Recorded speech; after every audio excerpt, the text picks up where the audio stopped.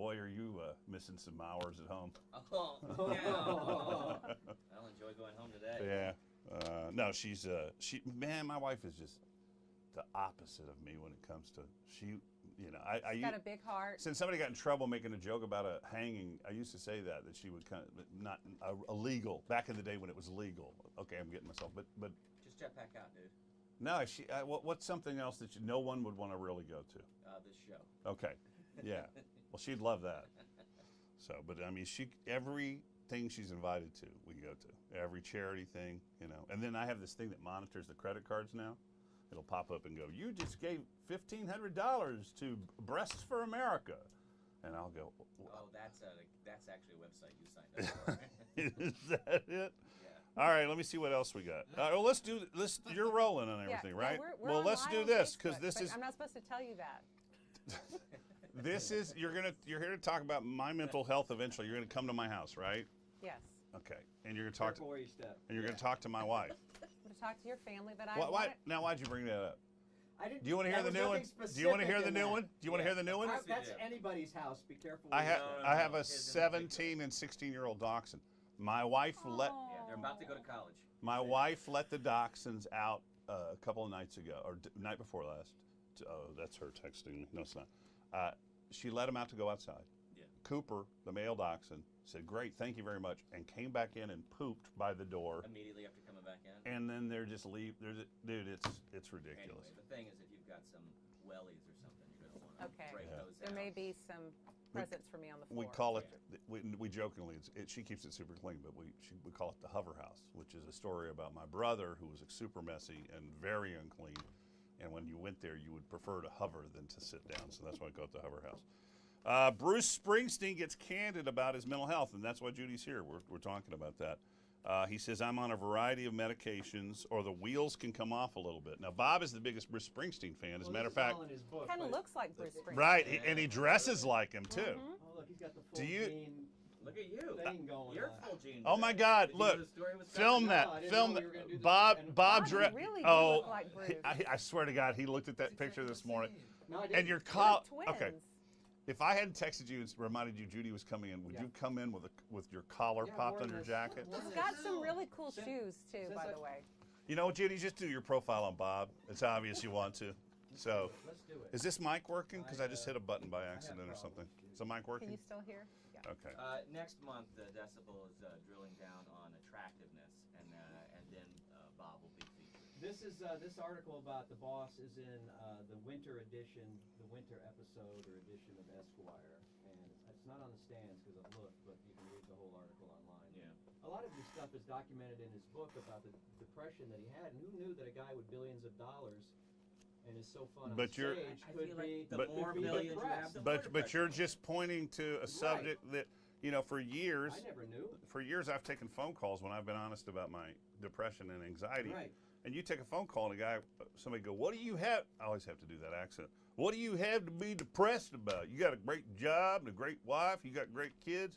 It's had nothing to do with that. Every woman wants to be with Bruce, and every guy wants to be him. But that's not. But he walks around But that's part of depression. That's part of the stigma. Yeah. When people don't suffer. My father used to always say, pull yourself up by your bootstraps. And when we do our one-on-one interview, I used to be really ashamed that mine was always associated with the end of a relationship. And I thought, well, that's not real mental health because I reacted different than other people who would get dumped or get broken up with. To me, it was the biggest tragedy of my life because I had nobody teach me that there's another bus around the corner, that life doesn't end with that. Because I kept thinking I wanted to have a better marriage and everything else. I was going to prove my parents wrong, and there was a lot that tied into that. But when you told people, especially in the 90s or whatever, they'd go, well, what do you have to be depressed about? It's not a have, it's an is. Yeah, when it's I had, in my 20s, when I had pretty severe anxiety disorder wasn't even named. They didn't even have a name for it. Really? No, at that time. And then they were always looking for physical reasons and causes for it. There was no such thing in the 70s. I think it was later 70s, early 80s when people start talking about No, and anxiety it- Don't disorder you think and a lot of panic. people who perform though have anxiety or depression? Everybody in show business is Yeah, we're all is kinda deeply messed up a little insecure. bit. Deeply insecure. Yeah, I mean, I comics. think we all are insecure. You're Matt's right. a comic, and look how he wants to sit in the dark. He does doesn't the want in- you light on him. The question that we always ask is, does the industry create the insecurity, or Yes, does the industry partially. draw our insecure people to it? I That think too. it feeds it for sure. Yeah, Yeah. but when we interview, I'll tell you the story about the first time I went to a hospital with a panic attack, and I was suicidal, and the doctor beat me up, in a way. He picked me up by my lapels. threatened you, didn't I he? was much thinner. I weighed about 150, 140 pounds, and he whispered in my ear, "Listen, you little son of a bitch." And he was the head of MHMR. He said, "Listen, you little son of a bitch. If you ever get me out of church on a Sunday morning again, I'll put you in the Terrell State Hospital for the rest of your life, or Rusk State Hospital, one of the state hospitals." No joke. And the nurses, Medical Center Hospital in Tyler, Texas, and the nurses were laughing, and because What year was this? 1980. 1980. You would think 1980 seemed kind of modern to us back in the day, but they didn't know what a panic attack was. Now They you really go didn't and they take. understand Now you go and they'll tell you what's going on and they'll take care of you. And if you've never had a panic attack, and I've had a panic attack, you feel like you're dying. Yeah, it's horror. It's a Heart horrific. heart feeling. races out of your chest. Yeah, with me it's even more like I'm going to be in trouble. Oh my God! And I think there's a book. There's several books out. There's a book out about middle-aged men sometimes feel like they're frauds and that they're going to be found out as frauds. And like I can't even believe sometimes that we've been here this long and we're still entertaining. And if you come to one of our live podcasts, it's all young people. And I just start to panic. They're going to find out this about me or that about me or all these things, you know. Even But with my all wife, insecure even with people feel Amanda. that way. But even with Amanda, you know, I mean, I still have those. My mother was in the hospital with cancer when I was 3, and I was tossed around all these people, and there were beatings and all the other stuff. It's just this feeling that sometimes the success. And I know Cry Me a River, but sometimes the good things, you go, oh crap, this is going to go away in an instant when this happens. Like with me, it's when this business ends, and this business is brutal. And I go, what will I do? But then I watch people like you and several other people who don't come to mind in the community, Ron Oliveda, who move on to something else, you know, equally as rewarding. But it's hard for me to see that in my head. But you know what? It is when you first leave the big thing. Yeah. It's difficult. Yep. It's difficult. Yep. I won't lie to you about that. But reinventing yourself. Thanks for reminding me, Judy. Appreciate Sorry. that. Sorry. Hey. So I want to ask you one thing. Yep. Why did you feel the need to talk openly about depression and? In 1991 or something like that, It wasn't popular. I mean, nobody was talking I went about through it back then. I went through Still I went through in the I shadows. went through a not brutal divorce like we were fighting with each other. It's just You that didn't have kids or anything. there was a lot of deception going on, and it was. And I remember I went 5 or 6 days. Got up one morning. I got up. I gave our bed away on the air, which should have been a sign. And this is before we were a talk show, you know. I got up in the morning one morning and I collapsed to the floor and I went to the bathtub and started taking water in my hand to hydrate myself. And I realized I'd gone 4 or 5 days without any food, just going to a bar every night and getting drunk. And so I ended up at Charter. Remember Charter Hospital over here in these Sure. warehouses. Now this is back when the charter people, they wanted to milk the insurance companies. It's different now. So I went in and I was there for like a half a week, and I started they put me on a drug that gave me, I forget what it's called, where your tongue gets stiff and your arms get stiff. And I'll never forget, we went on an outing, and I went across the bridge and I see my lawyer, Cindy Lazari, God rest her jog or soul. whatever. She's out for a jog and she sees me and she goes, Dale, and my arm, I'm doing this, I'm going like this. And I go, Cindy can't talk right now, I'm in a mental hospital. And this doctor, never forget, his last name was Houston. I'd go in and I'd go, okay, I'm ready to go home. He goes, no, I don't think you're there yet. And they kept me for 2 weeks. So Is there a possibility that they just genuinely didn't think you were ready to go home? possibly. But here's the thing. They would make us work out in the morning and go into a gym. That's why you wanted to leave. That's why That's you wanted to it. leave. You Yeah. know, like Torture. that. Torturing me. So they had a radio on, and they had it on klbj FM. And Clark Ryan, who was filling in for me, he wasn't mentioning me at all. He just was calling it the klbj FM morning show. So now I'm in my head, I'm going to fire. So when I come back, there was this whole rumor going around that I was in rehab. And back then, rehab was kind of that was a mark of the, an evil thing. But now rehab, you think, that's great for you that you got to go. And so it just made more sense to me to say I wasn't in rehab. I was in a mental hospital. And then one day on the air, after learning about PTSD, and I never did tell psychiatrists about sexual abuse because I was ashamed of it. A boy being touched by another man, and all that goes with that. We've heard a lot about that recently. And somebody said something on the air one day that we had used to say, and I just suddenly found it offensive. Not offensive like I'm crushed, but I just said, hey, could you not say that anymore, because I've been molested, and I went 20 years and many hospital visits without ever telling anyone that I'd been molested. It was something that I was ashamed of. I didn't. You didn't Which tell me. which was I didn't tell Bob. Which all those 20s into my early 30s, if I told a therapist or a psychiatrist, they could have sent me in another direction. But that's another thing with mental health. Tons of people have shame about different stuff that's related to it, and they won't even tell a professional. But now I went to see this guy. I'm doing the interview now. Why are you coming to my house? I went to see Dr. Bernard Cordoba, the nicest human being in the world, and he's a psychiatrist. I started having panic attacks because Amanda was a wedding planner, and I was so afraid of abandonment. And this is still hard for me to say. I get shameful that I am insecure in my relationship, but she's learned to handle it well and let me track her. But I started having panic attacks when she would go do a wedding, and then that expanded out to she was having to help plan the wedding and go get chairs and whatever set up the day before. Then that expanded out to her just talking to people on the phone about possibly doing a wedding. And I'll never forget, we were on City Park Road, lived in this giant house. Why do I have to work that in? It just feels good. You just wanted to dunk on the competition. And she hung up the phone to talk about a wedding. And I tried to keep a straight face, and she looked over at me. She said, "You're panicking, aren't you?" And I go, "Yeah." And I was having a full-blown panic attack over a phone call. So I said, I hadn't been on any medication for years. I go to to Dr. Cordoba, and I expected him to give me a SSRI, an antidepressant. Right. I tell him my story, and I tell him the sexual abuse thing, and he goes, "You don't have clinical depression per se." He says, "You have PTSD." And he explained it to me. And with my dad cheating on my mother every night for my teenage years.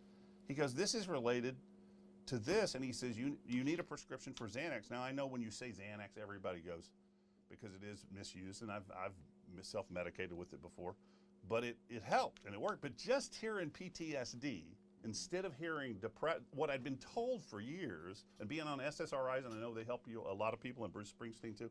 SSRIs always made me. SSRIs are selective serotonin reuptake inhibitors. That I would come to the radio show, and our emotions on the show are like this, and that's how you get the funny at the high peaks. Well, on that I was just like this. I just noticed there's no funny, there's just no down, there's nothing.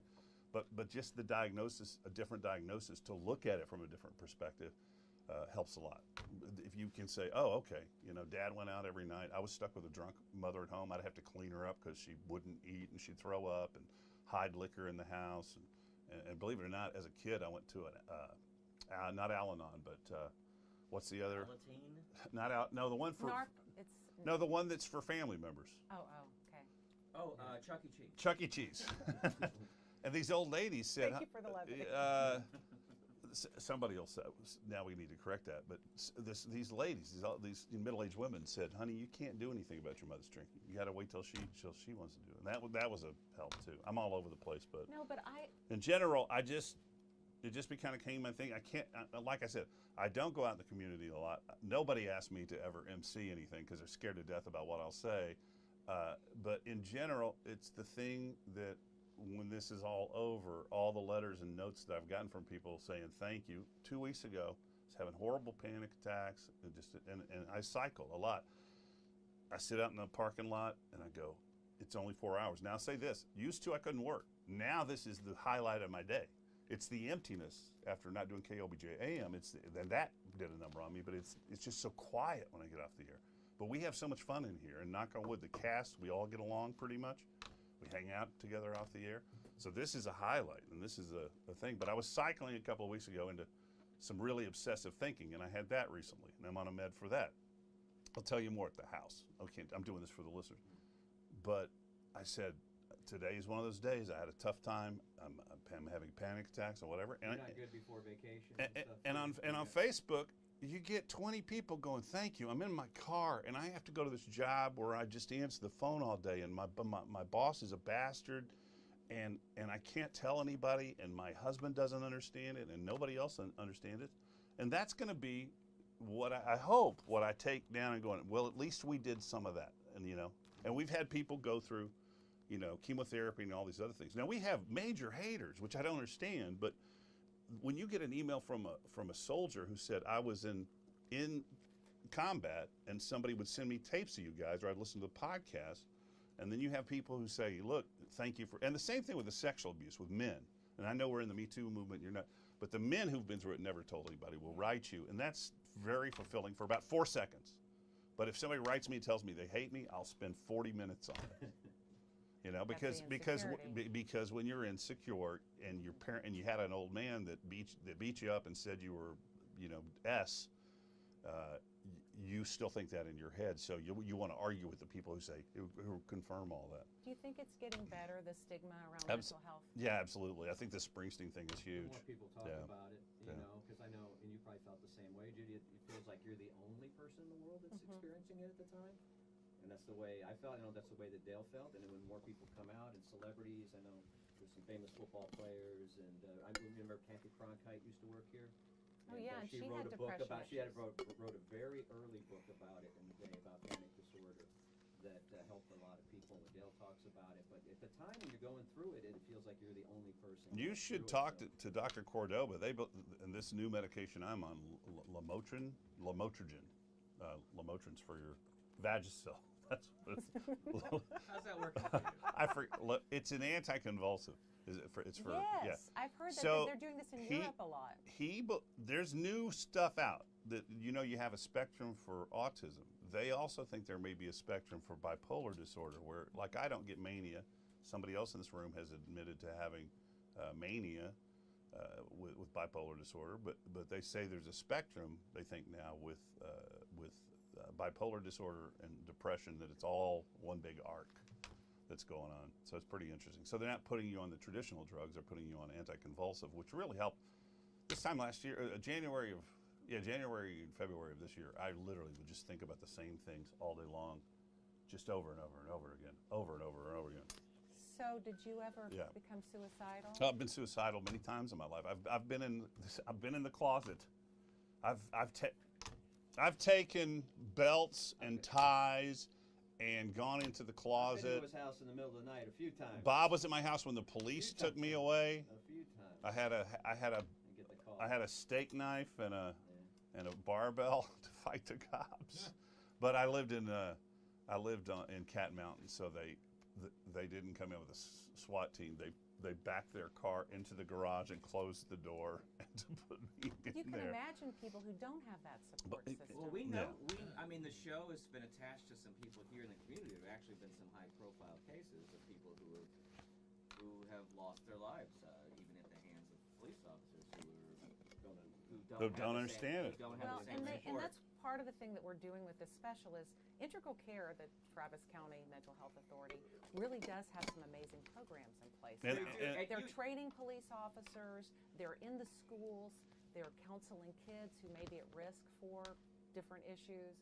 I mean, it's getting better. And not to argue with you, but the point you brought up about is the stigma gone. I don't think the stigma's gone away. I think maybe more people are knowledgeable about it, but I almost feel like the stigma has grown with the section of the population that still has a not me attitude about it. Do you know what I mean? Like, or there's even a backlash about, I guess everybody's sick now. But I do think there's a growing population of people who at least get, it's a very lonely place to be when you are not well.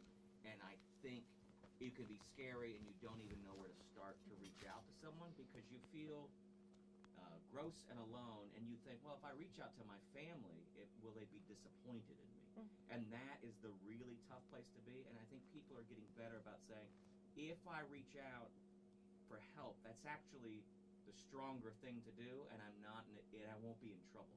But when you run a family, or you got a high-level job, or you're a teenager and your parents are really stressing on you, do your grades, get these things done, and I want to make my parents proud, it doesn't seem like you're going to make them proud to go to your parents and say, you're afraid too. Are they going to dismiss you and say, "Oh, come on, pull yourself up by your bootstraps"? You can get very scary. I think one of the reasons this show works in this cast, which has been the best cast you'd think near the end of your career that it would be. One of the reasons is because everybody in this room is a kook.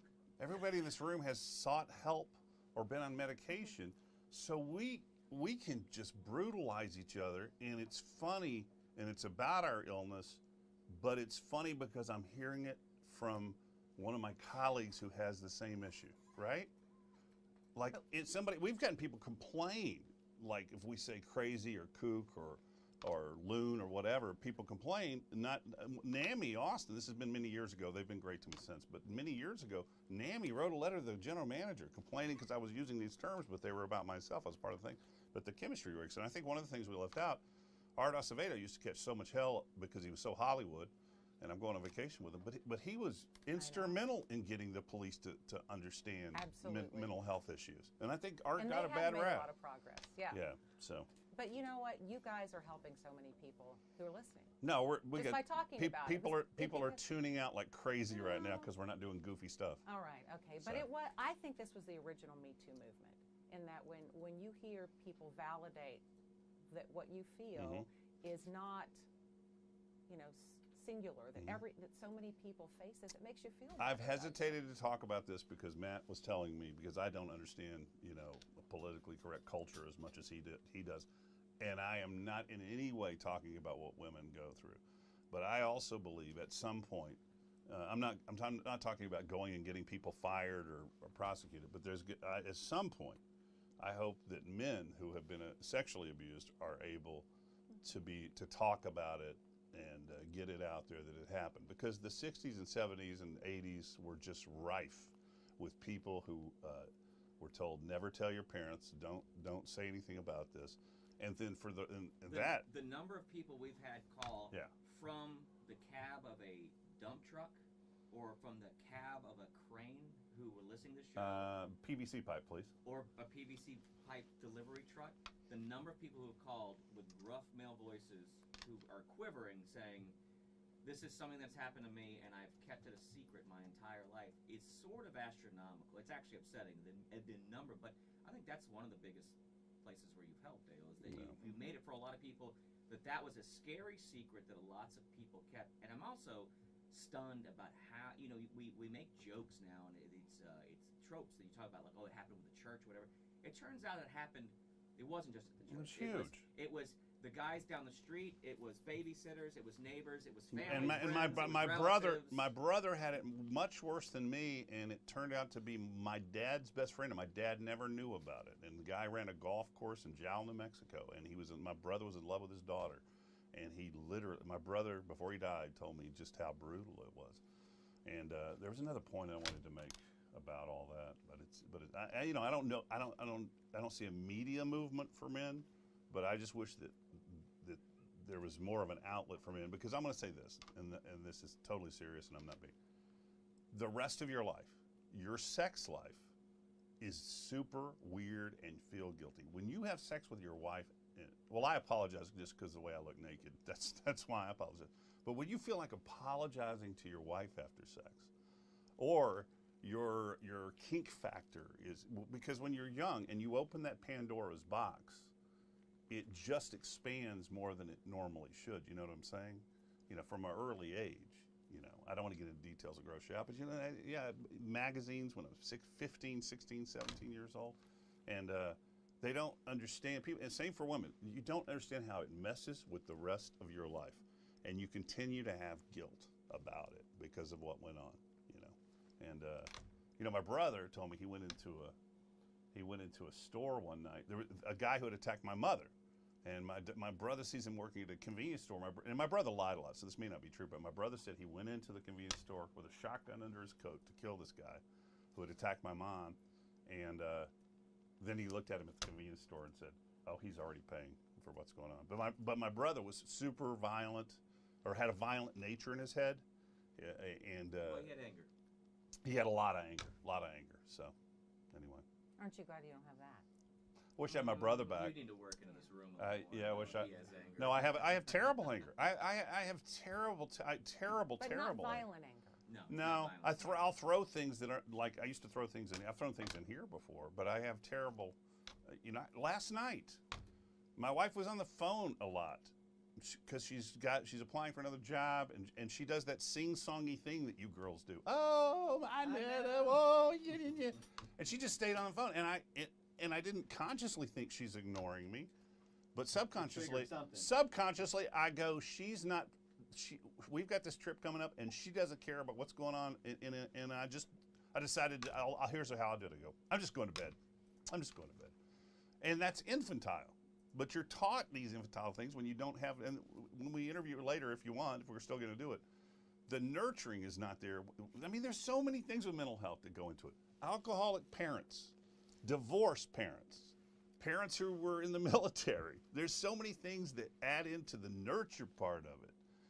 And that's the great thing about mental health, and we should talk about the bad things about mental health, where you can't go to a great psychiatrist or therapist, especially if you're older, that's on your insurance plan, because all of them have gotten off of insurance because they want to get paid in full. And then you go to a therapist and she's 23 years old. She can't relate to what's going on. No offense. And there's so much. You have insurance. You can imagine people who don't have insurance trying to get. No, but insurance doesn't cover Dr. Cordoba. And Dr. Cordoba's $195 for 30 minutes, and he's worth it.